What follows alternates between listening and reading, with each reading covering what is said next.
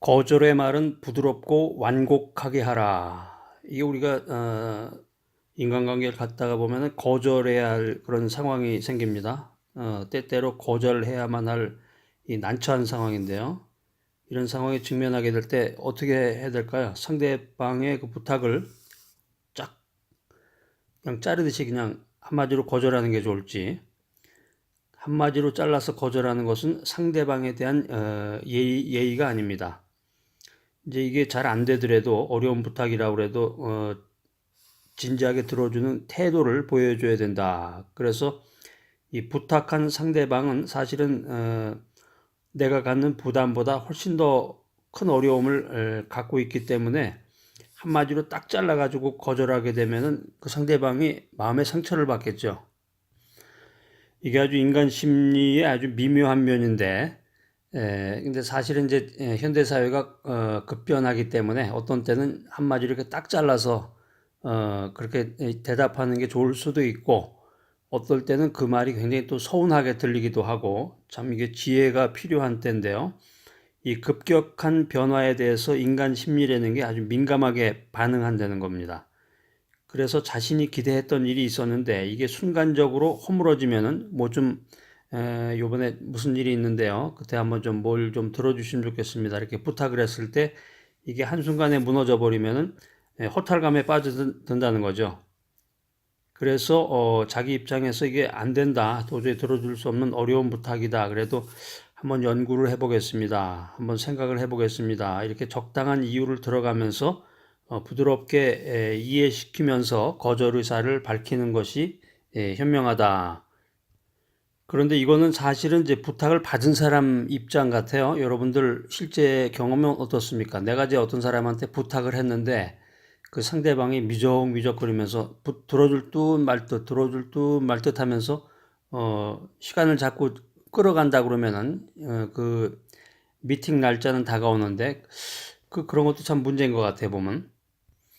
그런데 이제 선행돼야 될 일이 있는데 상대의 부탁에 대해서 수긍을 해준다는 거죠. 상대로 인해서 내가 큰 양보를 한 것 같은 느낌이 들면 상대방이 무리한 부탁을 강요하는 것에 대해서 어떤 그 미안한 감을 느끼게 된다는 것입니다. 그 순간에 이 거절의 의사를 표현하면 어, 마음의 반동작용을 유발해서 부탁을 철회시킬 수가 있습니다. 자, 그래서 인간관계, 사회활동을 원활하게 하기 위해서 대화를 나누다 보면은 어떤 부탁을 받게 되는데 다른 사람의 요구를 거절할 때 그때 어떻게 하는 것이 지혜로운가?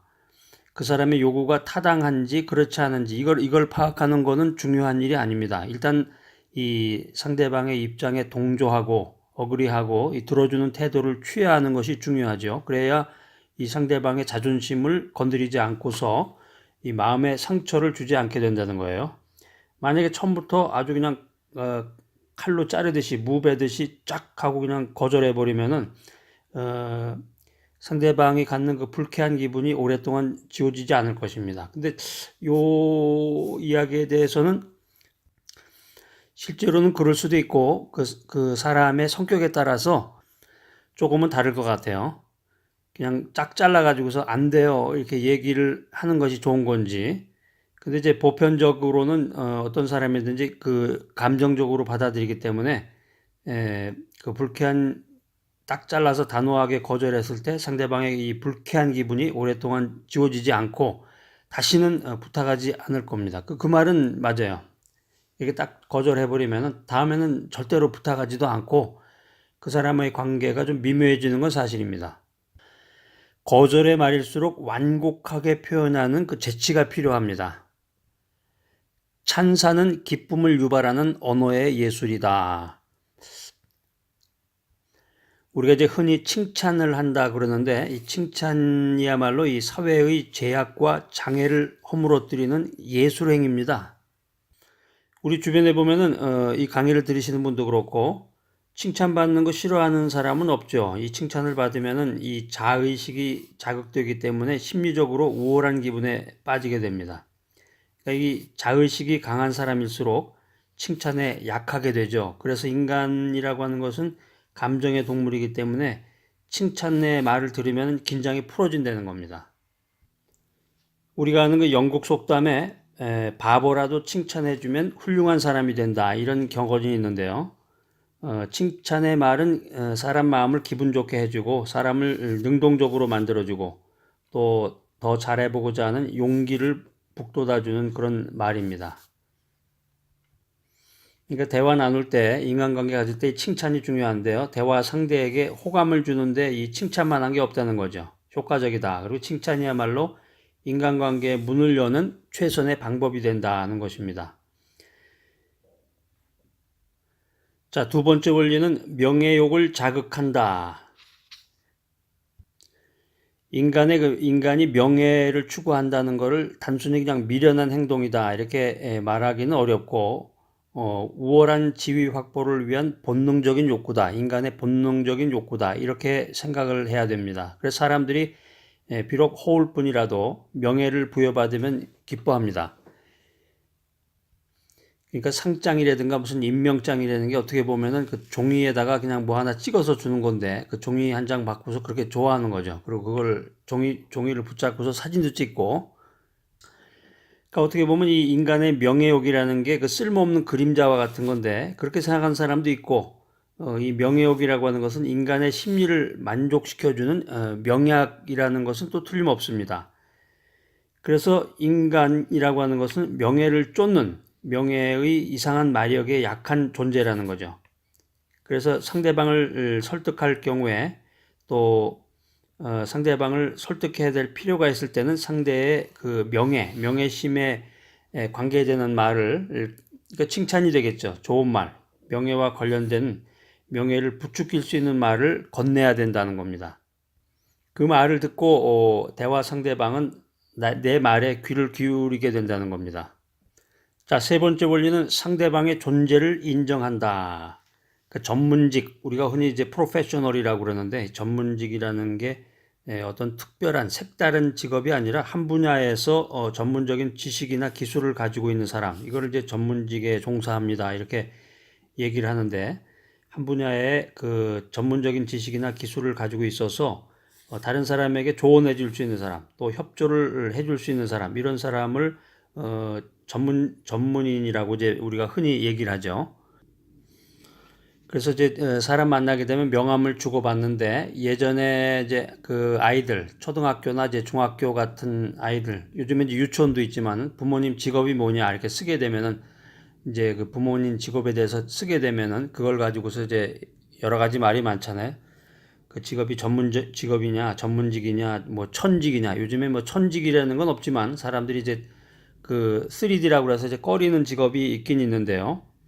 행복한 인생을 살기 위해서 사람들이 이제 직업을 갖게 되죠. 왜 그러냐면 직업을 통해서 돈을 벌어야 되니까 삶을 살아가기 위한 필요한 그 돈을 벌기 위해서 직업을 갖는데 다른 사람들에게는 이게 평범한 직업으로 보일지 몰라도 자기 자신이 생각할 때는 내가 이게 천직에 사람들이 무시하는 이런 직종에 종사한다 이렇게 생각하는 사람은 없습니다.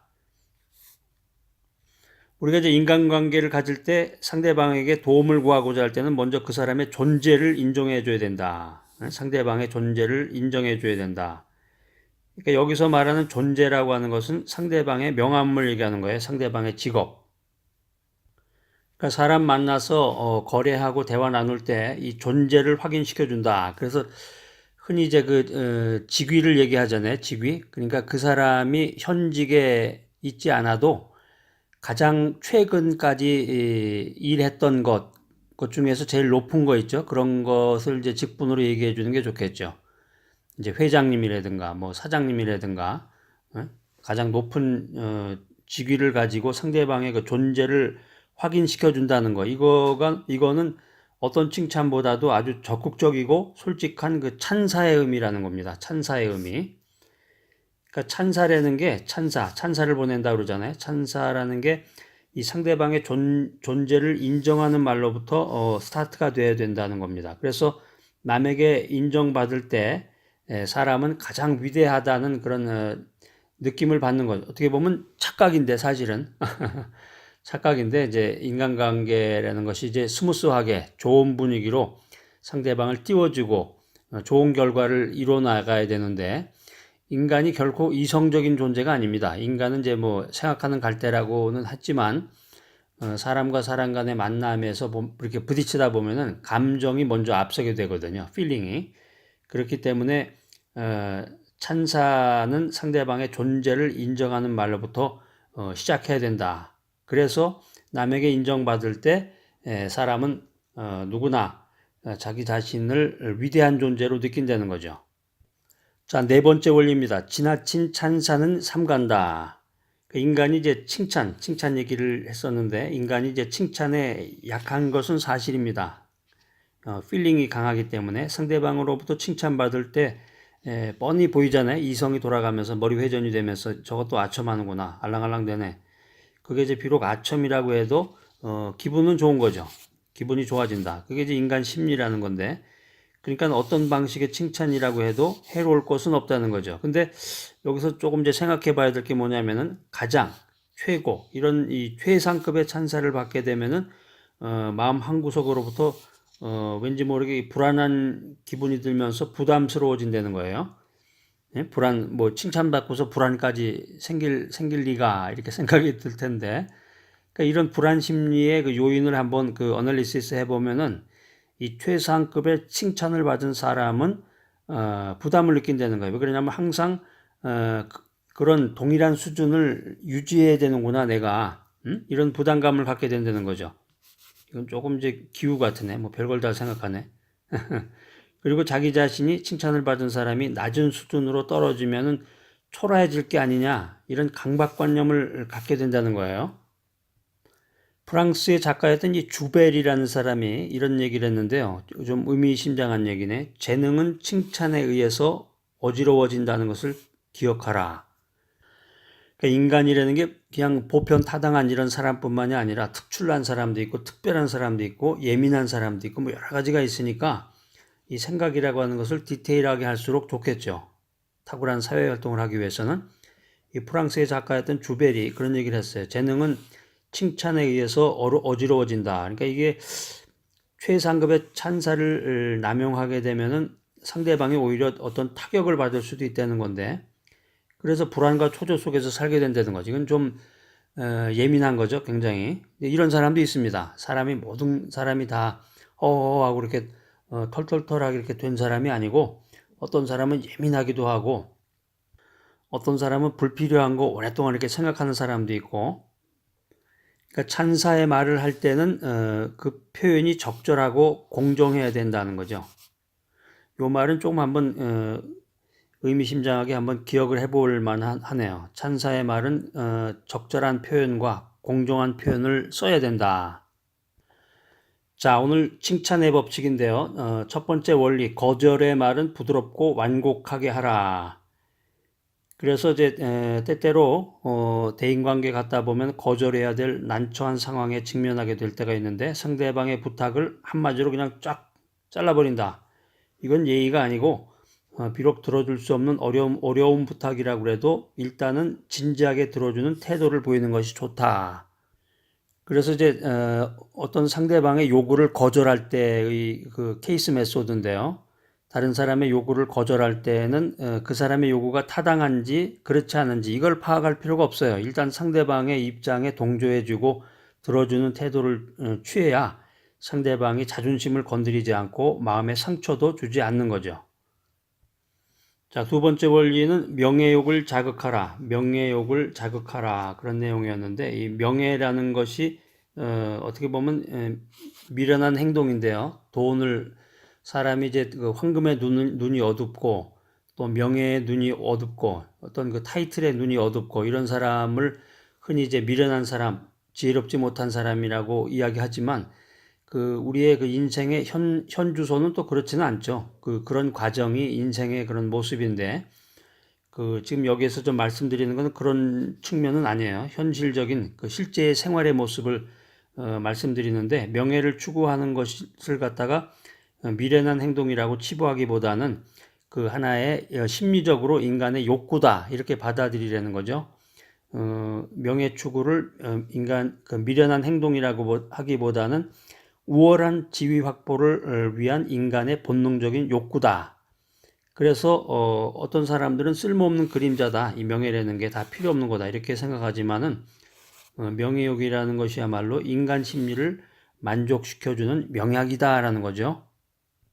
한마디로 인간이라고 하는 것은 그 명예라고 하는 그런 이상한 마력에 약한 존재라는 거예요. 그러니까 상대방을 설득해야 될 그런 상황이 있으면은 상대방의 명예를 부추길 수 있는 말을 건네야 된다. 세 번째 원리는 상대방의 존재를 인정하라. 그래서 이제 전문직이 뭐냐 그 얘기를 잠깐 말씀드렸는데, 전문직이라고 하는 것은 한 분야에서 오랫동안 전문적인 지식이나 기술을 이제 연마한 사람인데, 그래서 다른 사람에게 그 분야에 대한 그 조언이나 협조를 해줄 수 있는 사람. 그래서 상대방의 그 도움을 구하고자 할 때 먼저 그 사람의 존재를 인정해 줘야 되는데, 이 존재라는 게 바로 그 상대방의 직업을 말한다는 거죠. 직업. 그래서 존재를 확인시켜 준다는 것이 이 찬사의 의미를 갖는데, 이 찬사라고 하는 것은 상대방의 존재를 인정하는 말로부터 시작해야 된다는 거죠. 그 다음에 네 번째 원리는 이제 지나친 찬사를 삼가라. 그래서 인간은 칭찬에 약하다라는 거예요. 인간은 칭찬에 약하다. 그래서 상대방으로부터 칭찬받을 때 아첨이라는 그 느낌이 들어도 기분이 좋다. 그래서 어떤 방식의 칭찬이라도 다 유익하다는 거죠. 그런데 문제가 뭐냐면은 최상급의 찬사를 받게 되면은 부담스러워진다는 거예요. 요거는 이제 그럴 수도 있고 그렇지 않을 수도 있을 것 같아요. 이거를 이제 최상급의 그 찬사를 좋은 쪽으로 받아들이는 사람도 있고, 이 최상급의 찬사를 좀 부담스럽게 받아들이는 사람도 있어요.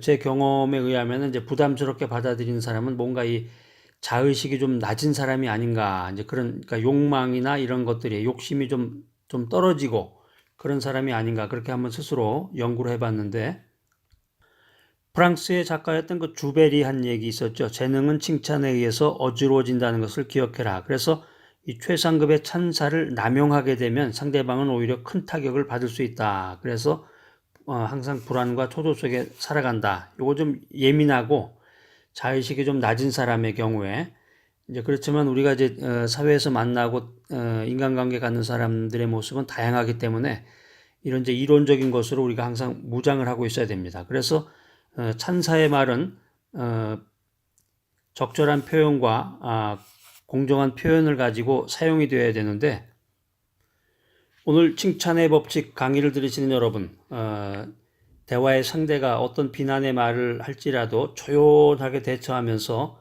이 상대방에 대한 인간적인 존중을 잃지 않는 여러분 아주 귀한 그런 기술을 터득해서 성공적인 대화를 이끌어 가시는 여러분 모두가 되시기를 바랍니다.